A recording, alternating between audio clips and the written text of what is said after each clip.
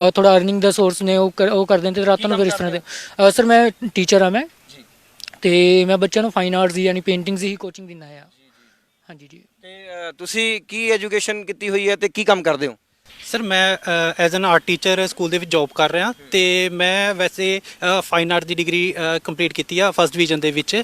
ਤੇ ਸਰ ਮੈਂ ਤਾਂ ਵੈਸੇ ਇੰਨਾ ਕੀ ਕਹਿਣਾ ਚਾਹੁੰਦਾ, ਜਿਵੇਂ ਕਿ ਤੁਹਾਨੂੰ ਅਵਿਨਾਸ਼ ਨੇ ਦੱਸਿਆ ਕਿ ਅਸੀਂ ਪ੍ਰੀਵੀਅਸ ਜੋ ਸਾਡੀ ਪੇਂਟਿੰਗ ਸੀ ਡਾਕਟਰ ਬਾਬਾ ਸਾਹਿਬ ਨੂੰ ਸਮਰਪਿਤ, ਉਹਦੇ ਵਿੱਚ ਚਾਵਲ ਦੇ ਦਾਣਿਆਂ ਦੇ ਉੱਪਰ ਲਿਖਿਆ ਸੀ। ਐਕਚੁਅਲੀ ਇਹ ਚਾਵਲ ਦਾ ਦਾਣਾ ਕਹਿਣ ਨੂੰ ਬੜਾ ਸੌਖਾ ਹੁੰਦਾ ਸਰ, ਬਟ ਉਹਦੇ ਸਰਫੇਸ ਦੇ ਉੱਪਰ ਲਿਖਣਾ ਬਹੁਤ ਜ਼ਿਆਦਾ ਮੁਸ਼ਕਲ ਸੀ। ਤੇ ਅਸੀਂ ਮੈਗਨਾਫਾਈਨ ਗਲਾਸ ਦੀ ਹੈਲਪ ਦੇ ਨਾਲ ਤੇ ਮਾਰਕਰ ਦੇ ਬਿਲਕੁਲ ਬਾਰੀਕ ਮਾਰਕਰ ਲੈ ਕੇ, ਜੋ ਤਕਰੀਬਨ ਆਪਣੇ ਬਾਲ ਦੇ ਬਰਾਬਰ ਹੁੰਦਾ, ਐਸਾ ਮਾਰਕਰ ਅਸੀਂ ਯੂਜ਼ ਕਰਕੇ ਉਹਦੇ ਉੱਪਰ ਲਿਖਿਆ। ਈਵਨ ਜਿਸ ਟਾਈਮ ਅਸੀਂ ਲਿਖ ਰਹੇ ਸੀਗੇ ਨਾ, 3-4 ਦਿਨ ਅਸੀਂ ਲਗਾਤਾਰ ਕੰਮ ਕੀਤਾ ਤੇ ਸਾਡੀ ਆਈਜ਼ ਤੇ ਸਵੈਲਿੰਗ ਆ ਗਈ ਸੀ ਕਿਉਂਕਿ ਇੰਨਾ ਬਾਰੀਕ ਲਿਖਣਾ, ਉਹ ਵੀ ਮੈਗਨਾਫਾਈਨਸ ਗਲਾਸ ਦੇ ਨਾਲ, ਬੜਾ ਮੁਸ਼ਕਿਲ ਆ। ਤੇ ਸਰ ਉਹ ਸਾਨੇ ਪੇਂਟਿੰਗ ਬਾਬਾ ਸਾਹਿਬ ਨੂੰ ਸਮਰਪਿਤ ਕੀਤੀ ਤੇ ਬੜੀ ਅੱਛਾ, ਦੇਖੋ ਫੇਮਸ ਵੀ ਹੋਈ ਉਹ ਪੇਂਟਿੰਗ। ਤੇ ਅਸੀਂ ਤਾਂ ਇਹ ਕਹਿੰਦੇ ਆ ਕਿ ਅਸੀਂ ਹੁਣ ਵੀ ਤੇ ਅੱਗੇ ਵੀ ਅਸੀਂ ਕੁਛ ਨਾ ਕੁਛ ਐਸੇ ਮਤਲਬ ਕੰਮ ਕਰਦੇ ਰਵਾਂਗੇ ਜੋ ਬਾਬਾ ਸਾਹਿਬ ਨੂੰ ਸਮਰਪਿਤ ਹੋਣਗੇ। ਮੈਂ ਪਹਿਲਾਂ ਵੀ ਕਿਹਾ, ਹੁਣ ਵੀ ਕਿਹਾ, ਅਸੀਂ ਬੇਸ਼ੱਕ ਇੱਕ ਤਿਨਕਾ ਵੀ ਨਹੀਂ, ਪਰ ਅਸੀਂ ਸਾਡੀ ਜਿੰਨੀ ਕੋਸ਼ਿਸ਼ ਹੋਏਗੀ ਕਿ ਬਾਬਾ ਸਾਹਿਬ ਦੇ ਮਤਲਬ ਜੀਵਨ ਪ੍ਰਤੀ ਕੁਝ ਵੀ ਨਕਸ਼ੇ ਕਦਮ ਤੇ ਚੱਲਣਾ ਜਾਂ ਚਾਨਣਾ ਦੇਣਾ, ਤਾਂ ਅਸੀਂ ਆਪਣਾ ਯੋਗਦਾਨ ਹਮੇਸ਼ਾ ਪਾਉਂਦੇ ਰਵਾਂਗੇ। ਅਸੀਂ ਦੋਨੋਂ ਭਰਾ ਐਜ਼ ਐਨ ਆਰਟ ਟੀਚਰ ਕੰਮ ਕਰ ਰਹੇ ਹਾਂ ਤੇ ਅੱਗੇ ਵੀ ਅਸੀਂ ਇਹੀ ਕੰਮ ਕਰਦੇ ਰਵਾਂਗੇ। ਤੇ ਬਾਬਾ ਸਾਹਿਬ ਦਾ ਇੱਕ ਮੈਸੇਜ ਸੀ ਕਿ ਵਿਦਿਆ ਜੋ ਆਪਣੀ education system must be free, ਕਿ ਐਜੂਕੇਸ਼ਨ ਹਮੇਸ਼ਾ ਸਭ ਨੂੰ ਫ੍ਰੀ ਮਿਲਣੀ ਚਾਹੀਦੀ ਹੈ ਤੇ there is a equality part of all the peoples. ਠੀਕ ਹੈ ਕਿ ਇਹ ਜੋ ਐਜੂਕੇਸ਼ਨ ਆ ਇਹ ਸਾਰਿਆਂ ਲਈ ਫ੍ਰੀ ਹੋਣੀ ਚਾਹੀਦੀ ਹੈ ਤੇ ਇਕੁਐਲਿਟੀ ਹੋਣੀ ਚਾਹੀਦੀ ਹੈ। ਜਿਵੇਂ ਕਿ ਅਸੀਂ ਇਹਨਾਂ ਦੇ ਜੀਵਨ ਸੋਰਸ ਬਾਰੇ ਦੇਖਦੇ ਹਾਂ ਕਿ ਇਹਨਾਂ ਦੀ ਲਾਈਫ ਸੋਰਸ ਦੇ ਵਿੱਚ ਐਜੂਕੇਸ਼ਨ ਦਾ ਮਤਲਬ ਕੁਝ ਹੋਰ ਹੀ ਸੀ। ਸਿਰਫ ਐਜੂਕੇਸ਼ਨ ਸੀ ਜਿਹੜੀ ਉਹ ਇੱਕ ਹਾਈ ਲੈਵਲ ਦੇ ਫੈਮਿਲੀ ਸੀ, ਸਿਰਫ ਉਹਨਾਂ ਤੱਕ ਸੀਮਤ ਸੀ।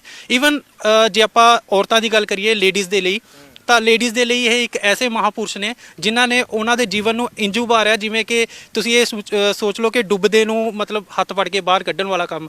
ਉਸ ਟਾਈਮ ਲੇਡੀਜ਼ ਦਾ ਜੋ ਸ਼ੋਸ਼ਣ ਕੀਤਾ ਜਾਂਦਾ ਸੀ, ਉਹ ਦੇਖੋ ਪੂਰੇ ਭਾਰਤ ਨੂੰ ਪਤਾ ਹੈ ਕਿ ਲੇਡੀਜ਼ ਦਾ ਸ਼ੋਸ਼ਣ ਕਿਵੇਂ ਹੁੰਦਾ ਸੀ। ਉਹਨਾਂ ਨੂੰ ਪੜ੍ਹਾਈ ਤੋਂ ਦੂਰ ਰੱਖਿਆ ਜਾਂਦਾ ਸੀ, ਉਹਨਾਂ ਨੂੰ ਸਮਾਜ ਤੋਂ ਦੂਰ ਰੱਖਿਆ ਜਾਂਦਾ ਸੀ, ਉਹਨਾਂ ਨੂੰ ਜਸਟ ਇਹ ਸਮਝਿਆ ਜਾਂਦਾ ਕਿ ਹਾਂ ਘਰ ਦੇ ਵਿੱਚ ਰਹਿ ਕੇ ਸਿਰਫ ਆਪਣਾ ਕੰਮਕਾਰ ਕਰਨ, ਹੋਰ ਕੁਝ ਵੀ ਨਹੀਂ ਕਰਨਾ। ਉਹਨਾਂ ਨੂੰ ਸਾਰੀ ਚੀਜ਼ਾਂ ਤੋਂ ਦੂਰ ਕਰਾਇਆ ਜਾਂਦਾ ਸੀ। ਈਵਨ ਚਲੋ ਵੋਟ ਦਾ ਅਧਿਕਾਰ ਤਾਂ ਹੁਣ ਬਣਿਆ ਆ, ਬਟ ਉਸ ਟਾਈਮ ਦੇਖੋ ਉਹ ਬੰਦੇ ਦੀ ਸੋਚ ਕੀ ਹੋਏਗੀ। ਮੈਂ ਤਾਂ ਸਲੂਟ ਕਰਦਾ ਬਾਬਾ ਸਾਹਿਬ ਨੂੰ ਕਿ ਇਹਨਾਂ ਨੇ ਬਚਪਨ ਦੇ ਵਿੱਚ ਐਸੇ ਹਾਲਾਤ ਦੇਖੇ ਤੇ ਇਹਨਾਂ ਦੀ ਆਪਣੀਆਂ ਤਿੰਨ ਸਿਸਟਰ ਸੀ ਇਹਨਾਂ ਦੀਆਂ, ਤੇ ਇਹਨਾਂ ਨੇ ਉਹਨਾਂ ਦੀ ਪੜ੍ਹਾਈ ਦੇ ਲਈ ਵੀ ਖੁਦ ਵੀ ਪੜ੍ਹੇ। ਇਹਨਾਂ ਦੇ 2 ਬ੍ਰਦਰ ਹੋਰ ਵੀ ਸੀ, ਠੀਕ ਹੈ, ਤੇ ਇਹ ਖੁਦ ਵੀ ਪੜ੍ਹੇ, ਉਹਨਾਂ ਨੂੰ ਵੀ ਇਹਨਾਂ ਨੇ ਐਜੂਕੇਸ਼ਨ ਦਿੱਤੀ। ਜਦ ਕਿ ਪਰਿਵਾਰ ਦੇ ਵਿੱਚ ਸਭ ਤੋਂ ਛੋਟੇ ਸੀਗੇ ਇਹ, ਤਾਂ ਵੀ ਇਹਨਾਂ ਨੇ ਮਤਲਬ ਪੂਰਾ ਇਹ ਕੀਤਾ ਕਿ ਨਹੀਂ, ਮੈਂ ਆਪਣੀ ਫੈਮਿਲੀ ਨੂੰ, ਆਪਣੀ ਮਦਰ ਨੂੰ, ਆਪਣੇ ਪਿਤਾ ਨੂੰ ਮਤਲਬ ਕਿ ਵੀ ਇੱਕ ਐਸੇ ਸਥਾਨ ਤੇ ਲੈ ਕੇ ਜਾਵਾਂ, ਇੱਕ ਐਸਾ ਨਾਮ ਦੇਵਾਂ ਕਿ ਪੂਰੀ ਦੁਨੀਆ ਦੇ ਵਿੱਚ ਨਾਮ ਵੀ ਹੋਵੇ। ਤੇ ਦੂਸਰੀ ਗੱਲ, ਜਿਵੇਂ ਆਪਾਂ ਪਹਿਲਾਂ ਲੇਡੀਜ਼ ਦੀ ਗੱਲ ਕਰ ਰਹੇ ਸੀਗੇ ਕਿ ਲੇਡੀਜ਼ ਦਾ ਦੇਖੋ ਹੁਣ ਜਿਵੇਂ ਆਪਾਂ ਕਹਿੰਦੇ ਆ ਅੱਜ ਕੱਲ੍ਹ ਲੇਡੀਜ਼ ਪਾਇਲਟ ਬਣ ਗਈਆਂ, ਠੀਕ ਹੈ, ਅੱਜ ਕੱਲ੍ਹ ਲੇਡੀਜ਼ ਦੇਖੋ ਸਪੇਸ ਦੇ ਵਿੱਚ ਐਸਟਰੋਨੌਟ ਬਣੀਆਂ ਪਈਆਂ, ਠੀਕ ਹੈ। ਹਰ ਇੱਕ ਐਜੂਕੇਸ਼ਨ ਸਿਸਟਮ ਤੋਂ ਲੈ ਕੇ ਆਪਾਂ ਜੇ ਕਿਸੇ ਵੀ ਕੰਪਨੀਜ਼ ਦੇ ਵਿੱਚ ਦੇਖ ਲਈਏ, ਲੇਡੀਜ਼ ਬਹੁਤ ਉੱਚੇ ਆਪਣੇ ਅਹੁਦਿਆਂ ਤੇ ਪਹੁੰਚੀਆਂ ਹੋਈਆਂ। ਉਹ ਸਭ ਇਹੀ ਮਹਾਂਪੁਰਸ਼ ਨੇ ਜੋ ਸਾਡੇ ਡਾਕਟਰ BR ਅੰਬੇਦਕਰ ਜੀ, ਇਹਨਾਂ ਦੇ ਹੀ ਦਿੱਤੇ ਹੋਏ ਸੰਵਿਧਾਨ ਦੇ ਪ੍ਰਤੀ ਜੇ ਉਹ ਇਹ ਸਭ ਕੁਝ ਹੋ ਪਾਇਆ ਆ ਤੇ ਉਹਨਾਂ ਨੂੰ ਪੜ੍ਹਨ ਲਿਖਣ ਦਾ ਅਧਿਕਾਰ ਮਿਲਿਆ। ਜਿੱਥੇ ਲੇਡੀਜ਼ ਨੂੰ ਮਤਲਬ ਕਿ ਕਿਤਾਬ ਚੁੱਕਣ ਦੀ ਵੀ ਮਨਾਹੀ ਸੀ, ਅੱਜ ਉਹੀ ਲੇਡੀਜ਼ ਨੇ ਜੋ PhD ਕਰਕੇ ਅੱਜ ਡਾਕਟਰੇਟ ਦੀ ਡਿਗਰੀਆਂ ਹਾਸਲ ਕਰ ਰਹੀਆਂ ਤੇ ਐਡੇ ਐਡੇ ਉੱਚੇ ਮੁਕਾਮ ਤੇ ਵੀ ਪਹੁੰਚ ਰਹੀਆਂ, ਠੀਕ ਹੈ। ਤੇ ਸਾਨੂੰ, ਮੈਂ ਸਿਰਫ ਇੰਨੀ ਗੱਲ ਕਹਾਂਗਾ ਕਿ ਸਾਨੂੰ ਬਾਬਾ ਸਾਹਿਬ ਦੀ ਇਹ ਜੋ ਦੇਣ ਆ ਉਹਨੂੰ ਨਿਗਲੈਕਟ ਬਿਲਕੁਲ ਨਹੀਂ ਕਰਨਾ ਚਾਹੀਦਾ, ਉਹਨੂੰ ਭੁੱਲਣਾ ਨਹੀਂ ਚਾਹੀਦਾ। ਬਾਬਾ ਸਾਹਿਬ ਦੇ ਸਾਰੇ ਜੋ ਉਹਨਾਂ ਦੀ ਸੋਚ ਸੀ ਸਾਨੂੰ ਅੱਗੇ ਦੀ ਅੱਗੇ ਵਧਾਉਣੀ ਚਾਹੀਦੀ ਹੈ। ਤੇ ਇੱਕ ਇਹਨਾਂ ਦੀ ਇਹ ਸੋਚ ਕਿ ਅਸੀਂ ਮਤਲਬ ਕਿ ਵੀ ਸਾਰਿਆਂ ਦੀ ਹੈਲਪ ਕਰਨੀ ਆ।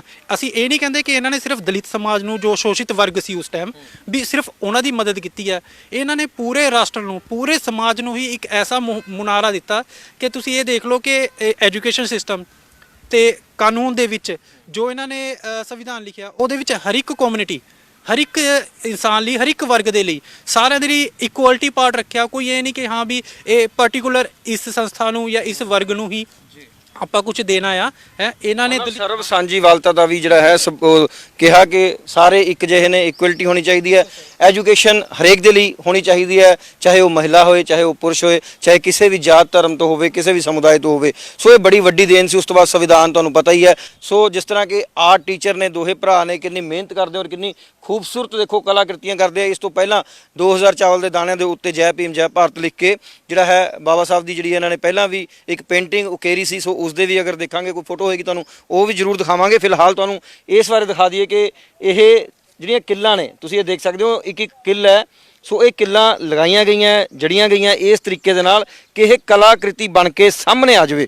ਸੋ 14,701 ਕਿੱਲ ਦੇ ਨਾਲ ਜਿਹੜੀ ਇਹ ਪੇਂਟਿੰਗ ਬਣਾਈ ਗਈ ਹੈ, ਬਾਖੂਬ ਹੈ। ਆਪਣੇ ਆਪ ਦੇ ਵਿੱਚ ਇੱਕ ਕਹਿ ਲਈਏ ਕਿ ਬਹੁਤ ਖੂਬਸੂਰਤ ਜਿਹੜੀ ਦੇਖਣ ਵਾਲੀ ਚੀਜ਼ ਬਣ ਰਹੀ ਹੈ। ਇਸ ਨੂੰ ਦੇਖ ਕੇ ਰੂਹ ਖੁਸ਼ ਹੁੰਦੀ ਹੈ। ਔਰ ਉਸ ਤੋਂ ਬਾਅਦ ਜਦੋਂ ਨੇੜੇ ਆਈਦਾ ਫਿਰ ਪਤਾ ਲੱਗਦਾ ਵੀ ਇਹ ਕਿੱਲਾਂ ਲੱਗੀਆਂ ਹੋਈਆਂ ਨੇ। ਦੂਰੋਂ ਨਹੀਂ ਲੱਗਦਾ ਕਿੱਲਾਂ ਲੱਗੀਆਂ, ਪਰ ਜਦੋਂ ਨੇੜੇ ਆਈਦਾ ਫਿਰ ਲੱਗਦਾ ਵੀ ਕਿੱਲਾਂ ਲੱਗੀਆਂ ਹੋਈਆਂ। ਔਰ ਫਿਰ ਇਸ ਦੀ ਜਿਹੜੀ ਕਲਾ ਹੈ ਉਸ ਨੂੰ ਸੋਚਣ ਲਈ ਬੰਦਾ ਮਜਬੂਰ ਹੋ ਜਾਂਦਾ ਕਿ ਕਿਸ ਤਰ੍ਹਾਂ ਇਹਨੂੰ ਬਣਾਇਆ ਹੋਏਗਾ, ਕਿਸ ਤਰ੍ਹਾਂ ਇੱਕ ਕਿੱਲ ਜੜੀ ਹੋਊਗੀ ਔਰ ਕਿਸ ਤਰ੍ਹਾਂ ਉਹਨੂੰ ਲੈਵਲ ਦੇ ਵਿੱਚ ਦੇਖੋ, ਕੋਈ ਵੀ ਕਿੱਲ ਬਾਹਰ ਨਹੀਂ ਹੈ, ਸਾਰੀਆਂ ਲੈਵਲ ਦੇ ਵਿੱਚ ਆ ਔਰ ਇੱਕਦਮ ਪੱਧਰ ਹੈ। ਇਸ ਤਰ੍ਹਾਂ ਅਗਰ ਅਸੀਂ ਹੱਥ ਫੇਰਦੇ ਹਾਂ ਤੇ ਬਿਲਕੁਲ ਪੱਧਰ ਹੈ। ਕੋਈ ਮਤਲਬ ਇਦਾਂ ਕਹਿ ਦਈਏ ਕਿ ਬਾਹਰ ਆ ਗਈ ਜਾਂ ਕੋਈ ਅੰਦਰ ਚਲੀ ਗਈ, ਨੋ, ਬਿਲਕੁਲ ਵੀ ਨਹੀਂ ਹੈ। ਔਰ ਸੋ ਇਹਨਾਂ ਦੀ ਕਲਾ ਇੰਨੀ ਖੂਬਸੂਰਤ ਹੈ। ਔਰ ਉਸ ਤੋਂ ਬਾਅਦ ਇਹ ਕਲਾ ਜਿਹੜੇ ਆਰਟ ਟੀਚਰ ਨੇ ਦੋਹੇ, ਸੋ ਇਹ ਆਪਣੀ ਕਲਾ ਦੀ ਖੁਸ਼ਬੂ ਹੋਰ ਵੀ ਥਾਵਾਂ ਦੇ ਉੱਤੇ ਫੈਲਾ ਰਹੇ ਆ ਔਰ ਇਸੇ ਤਰ੍ਹਾਂ ਫੈਲਾਉਂਦੇ ਰਹਿਣ, ਵੰਡਦੇ ਰਹਿਣ, ਤਾਂ ਜੋ ਇਹੋ ਜਿਹੇ ਕਲਾਕਾਰ ਉੱਭਰ ਕੇ ਸਾਹਮਣੇ ਆਣ ਜੋ ਕਲਾ ਨੂੰ ਸਹੀ ਮਾਇਨੇ ਦੇਣ। ਕਲਾ ਉਸ ਚੀਜ਼ ਨੂੰ ਕਿਹਾ ਜਾਂਦਾ ਹੈ ਜਿਹੜੀ ਆਪਣੇ ਲਈ ਨਹੀਂ, ਲੋਕਾਂ ਦੇ ਲਈ ਹੋਵੇ ਔਰ ਅੱਛਾ ਸੰਦੇਸ਼ ਦਿੰਦੀ ਹੋਵੇ। ਔਰ ਕਲਾ ਉਹ ਚੀਜ਼ ਹੁੰਦੀ ਹੈ, ਕਹਿੰਦੇ ਕਲਾਕਾਰ ਦਾ ਹਿਰਦੇ ਬੜਾ ਸੌਫਟ ਹੁੰਦਾ। ਸੋ ਉਸੇ ਤਰ੍ਹਾਂ ਕਲਾਕਾਰ ਵੀ ਸੌਫਟ ਹੁੰਦੇ ਆ। ਸੋ ਇਹ ਕਲਾਕਾਰ ਉਹ ਨੇ ਜਿਹੜੇ ਆਪਣੀ ਭਾਵਨਾਵਾਂ ਤਾਂ ਵਿਅਕਤ ਕਰਦੇ ਆ, ਦੂਸਰੇ ਦੀ ਭਾਵਨਾ ਵੀ ਵਿਅਕਤ ਕਰਦੇ ਆ ਔਰ ਇਹ ਫੁੱਲਾਂ ਦੀ ਖੁਸ਼ਬੂ ਵਾਂਗੂ ਜਿਹੜੀ ਆਪਣੀ ਕਲਾ ਨੂੰ ਵੰਡਦੇ ਰਹਿਣ। ਸੋ ਅਖੀਰ ਦੇ ਵਿੱਚ ਅੱਜ ਦੇ ਨੌਜਵਾਨ ਨੂੰ ਕੀ ਸੰਦੇਸ਼ ਦੋਗੇ ਜੀ? ਜੀ ਅੱਜ ਦੇ ਨੌਜਵਾਨਾਂ ਨੂੰ ਸੰਦੇਸ਼ ਇਹੀ ਹੈ ਕਿ ਆਪਣੇ ਚੰਗੇ ਵਿਚਾਰ ਰੱਖੋ, ਚੰਗੀ ਸੋਚ ਰੱਖੋ, ਪੜ੍ਹੋ ਲਿਖੋ, ਸੰਘਰਸ਼ ਕਰੋ। ਦੁਨੀਆ ਦੇ ਵਿੱਚ ਬਹੁਤ ਸਾਰੀ ਮੁਸ਼ਕਲਾਂ ਦਾ ਸਾਹਮਣਾ ਤੁਹਾਨੂੰ ਭਾਵੇਂ ਕਰਨਾ ਪਵੇ, ਹਾਲਾਤ ਤੋਂ ਕਦੇ ਘਬਰਾਉਣਾ ਨਹੀਂ ਹੈ। ਅੱਗੇ ਵਧਦੇ ਰਹਿਣਾ ਹੈ, ਸਭ ਕੁਝ ਆਪਣੇ ਆਪ ਠੀਕ ਹੋ ਜਾਏਗਾ। ਤੇ ਬਸ ਚੰਗੇ ਕੰਮ ਕਰੋ ਤੇ ਚੰਗੀ ਸੋਚ ਤੇ ਚੱਲੋ ਜੀ। ਬਹੁਤ ਬਹੁਤ ਸ਼ੁਕਰੀਆ ਦੀਪਕ ਜੀ, ਅਵਿਨਾਸ਼ ਜੀ ਤੁਹਾਡਾ ਇਸ ਖੂਬਸੂਰਤ ਪੇਂਟਿੰਗ ਦੇ ਲਈ ਔਰ ਇੰਨੇ ਅੱਛੇ ਵਿਚਾਰਾਂ ਦੇ ਲਈ। ਸੋ ਅਸੀਂ ਵੀ ਆਪਣੇ ਮਾਧਿਅਮ ਤੋਂ ਨੌਜਵਾਨਾਂ ਨੂੰ ਅਪੀਲ ਕਰਾਂਗੇ ਕਿ ਕਲਾਕਾਰ ਬਣੋ, ਕਲਾ ਦੀ ਖੁਸ਼ਬੂ ਵੰਡੋ, ਕਲਾ ਦੀ ਖੁਸ਼ਬੂ ਗ੍ਰਹਿਣ ਕਰੋ। ਪਰ ਜਿਹੜੀਆਂ ਸਮਾਜ ਦੇ ਵਿੱਚ ਫੈਲੀਆਂ ਕ੍ਰਿਤੀਆਂ ਨੇ ਉਹਨਾਂ ਤੋਂ ਦੂਰ ਰਹੋ, ਬੁਰਾਈਆਂ ਤੋਂ ਦੂਰ ਰਹੋ।